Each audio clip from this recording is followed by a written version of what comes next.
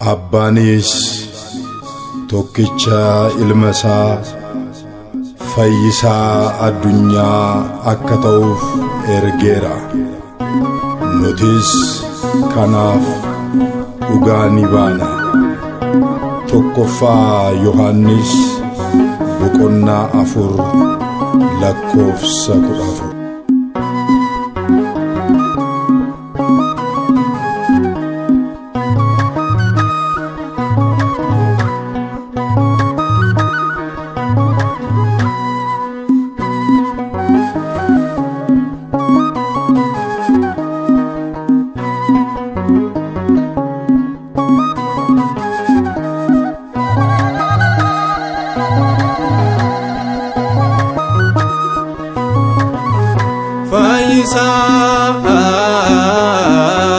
Fayyisa addunyaa mootiin mootota dorgomaan qabu baraan jiraata. Fayyisa addunyaa mootiin mootota dorgomaan qabu baraan jiraata. Fayyisa addunyaa mootiin mootota dorgomaan qabu baraan jiraata.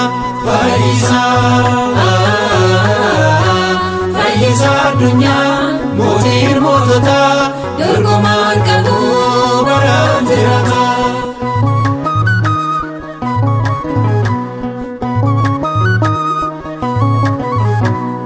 Jirma waayiniiti fayyisa addunyaa nyaata jireenyaati fayyisa addunyaa barsiisa dhugaati fayyisa addunyaa eefa addunyaati fayyisa addunyaa fayyisa addunyaa mootiin mootota dorgomaan qabu baraan jiraata.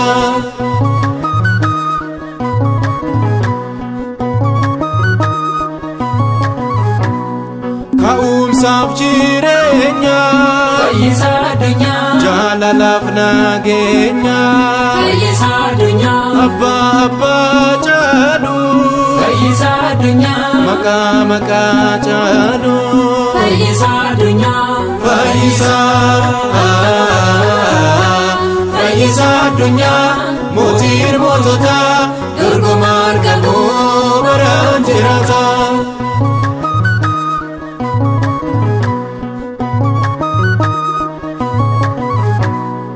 Angafa luboota fayyisa addunyaa balbala hoolota fayyisa addunyaa tiksee dhugaa gaarii fayyisa addunyaa urjiidha kan baarii fayyisa addunyaa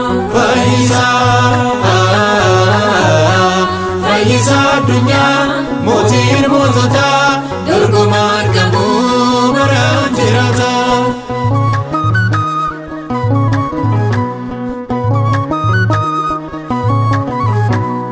Waaqa waaqoliiti fayyisa addunyaa uumamaati fayyisa addunyaa hunda danda'aadha fayyisa addunyaa alfa omeegaa